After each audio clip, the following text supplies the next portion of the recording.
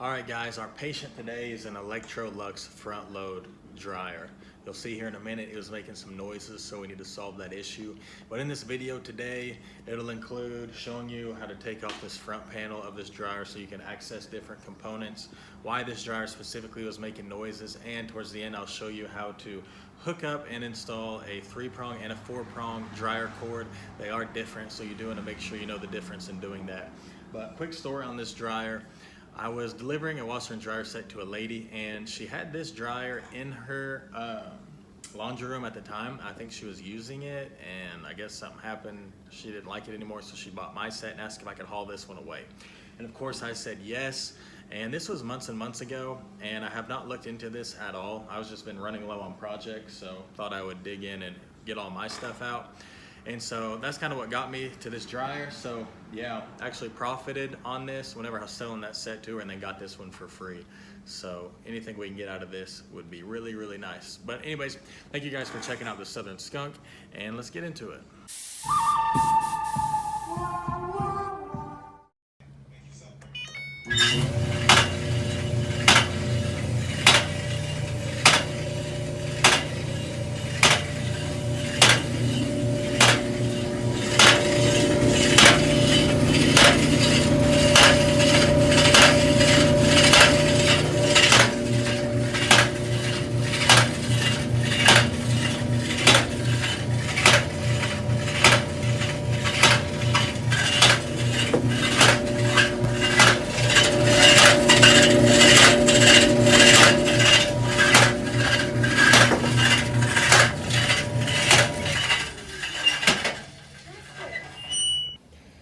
As you can tell from the last video, this dryer obviously has some issues.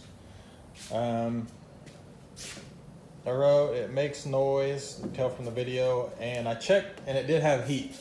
So this Electrolux dryer is gonna be our project right now. Here's the model number for it. So first thing we're gonna do is, well, get this to shut. And we're gonna remove these two screws right here. One here on the back. This will slide back and we'll be able to lift the top off.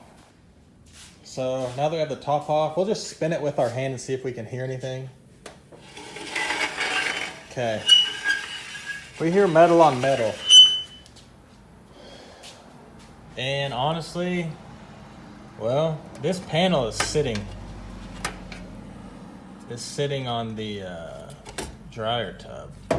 So looks like we're missing 2 screws. So somebody might have came in here and worked on this and maybe changed the heating element or something and forgot to put these 2 screws back in here.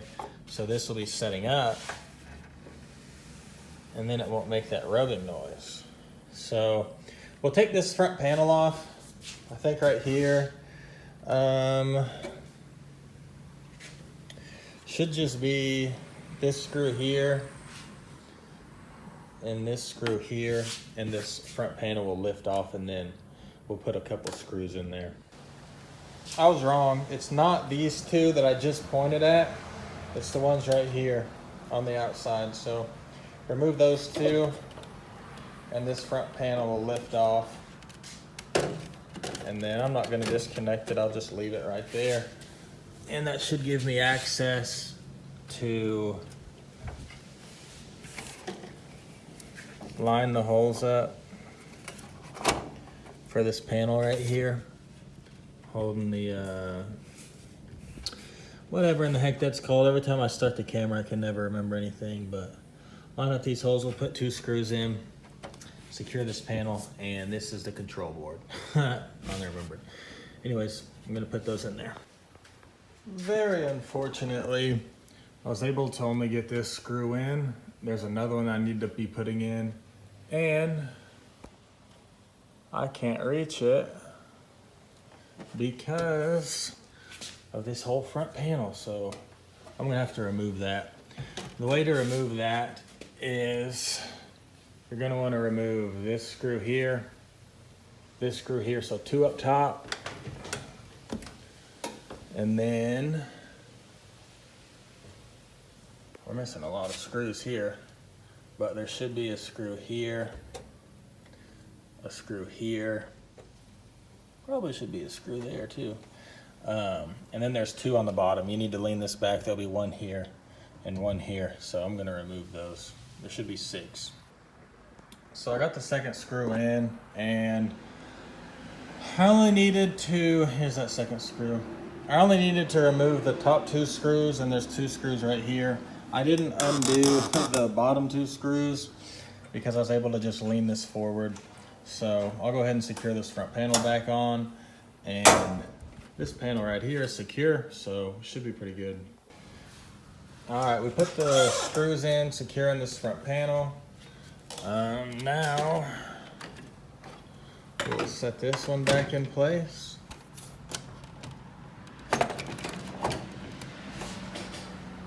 Line these up. Pop these 2 screws back in place. Now that we have this little panel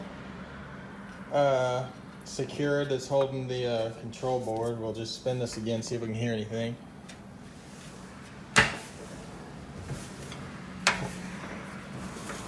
I don't hear anything.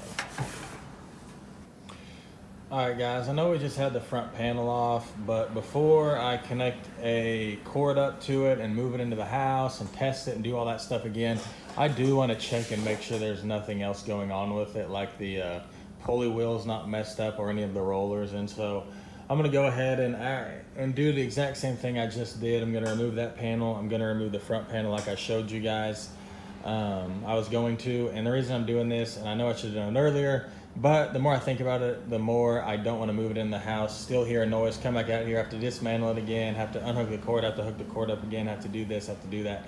I don't want to have to do that. So since it's here, since I have my tools out, I'm just going to take this whole front part off so I can look at the pulley wheel and all the rollers and make sure everything is looking like it should. So like I said, when you're moving this front panel that the door is connected to, you've got 1 screw here, 1 screw here, you've got 1 screw here, 1 screw here, and then there's 1 here and another one on this side. And then you'll be able to lift up, and remove this panel. Now, in order to get this little dryer vent housing out of the way and all that so we can get to the actual drum, we will need to, again, we're missing screws. We're missing a screw here, missing the screw here, but you'd move these, and then there would be 1 here and 1 there. So that's what we're gonna do now. And one last thing to remember is this is your door switch. So if you need to, you can disconnect it. It's just when you reassemble it, make sure you reconnect it or your dryer will not even start. So, and then I believe this is your light. I think that's your light for inside your dryer. So again, you may have to disconnect that too. I try to keep everything close so I don't have to disconnect it because I know I could forget. So just a heads up. I lied. If you want to get this final bulkhead off, the thing we just secured, which is what the last people forgot to secure, this panel right here that holds the control board, we just put these 2 screws in. So we need to remove those again because that's holding this on there. Now, as you can see, we basically have the dryer disassembled for what we need it disassembled for. We'll just take a look under here. First of all, this is what the dryer tub sits on. Make sure these wheels are good. They seem fine. Both of them seem fine. And then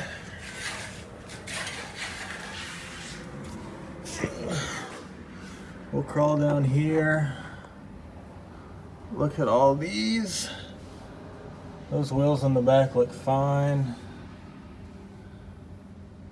And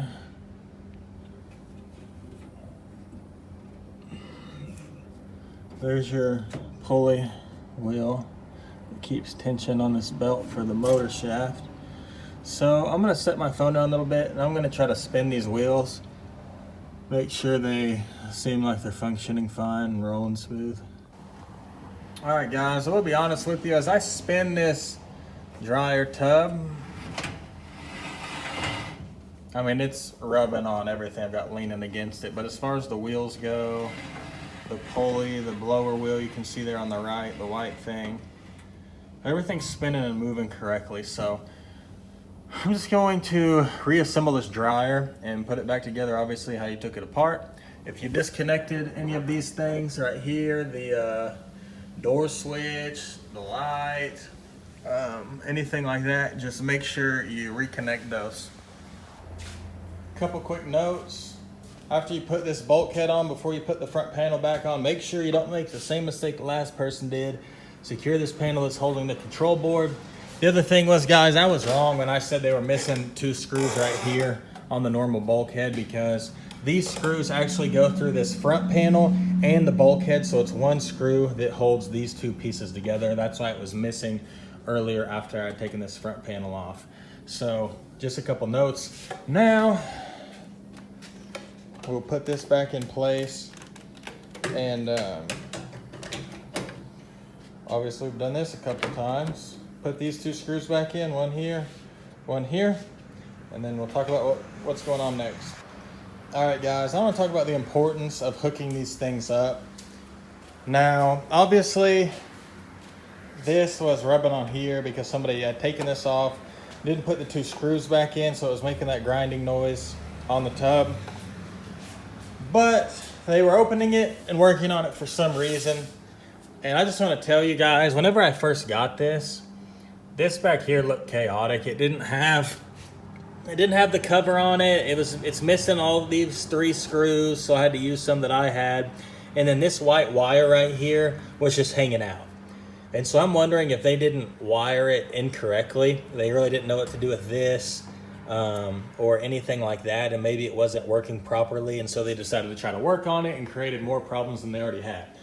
But if you are going to do a 3-prong dryer cord, 3-prong, you're going to have 3 connections. Now obviously the white is going to go in the middle, the red on the right, the black on the left, or it can be like this. As long as you have the white in the middle, the black and the red can be on either side. Now if you see an extra wire right here, it's a lot of times it can be green or it can be white. This one happens to be white. It goes on a screw that connects it to the chassis of the dryer. So the 3-prong is really easy. You connect it like this. These 3 go here. This secures to the panel or the chassis of the dryer. Now, if you are going to do a 4-prong, which as you can see here, here's a 4-prong. Let me get more comfortable. We now have 4 connections we've got to do. So what would happen is, again, red would still go on the red or the left or the right, and then the black would go opposite the red. And you can see these are matched up. This is black, this line is black, that's red, that's white. So you just match these up. Now, because this one is white and this one is white, these 2 would both, you'd unscrew this one, you'd connect it with this one, you put a screw through both of these, and those would connect to the middle. And then this green one here, that's the ground, that would end up going where the white one is connected to now. Now you will find some dryer cords or some connections where this is green. If this is green, then you won't connect it to the white. You'll just keep it where it's at and have it connected with this green. So colors really go together, guys. Black and red will always go on the outsides. Your white will go in the middle, and then your wire that's connected to the dryer, if it's white and you're installing a 4-prong where you have a green one, then your 2 whites will connect to the middle. Your green will be by itself where that white one is right now. And so yeah, that's how you connect a 3-prong and a 4-prong dryer cord. So now I'm gonna put the top back on here. We'll take it inside, test it, and hopefully we solve the problem.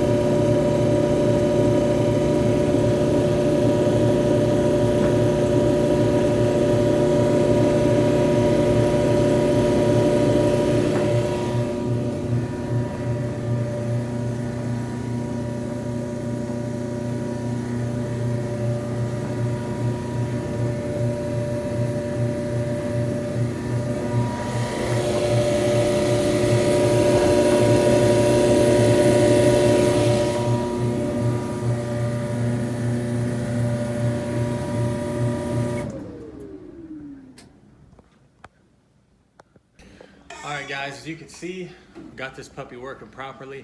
No noises, it's heating, all that type of stuff. So we'll probably go ahead and list this for $150 and $30 delivery, and we'll see what happens. All right, ladies and gentlemen, it's time to load this dryer to that truck because we got a delivery tomorrow morning. Got this puppy sold for $150. That's for the dryer and delivery. She negotiated me down because I was gonna do 30 for delivery, but I want the money and it's almost the weekend. One funny thing about this is you can tell I only really work on older dryers because I could not figure out how to open this thing the first time I was trying to use it. I was like, what in the heck is going on? They don't even have a handle. But this is an old push and open. It is the 21st century, Justice. Anyways, hope this video helped you guys. If it did, please give it a thumbs up, subscribe to the channel. Like they say, let the skunk spray, and I'll see you on the next one.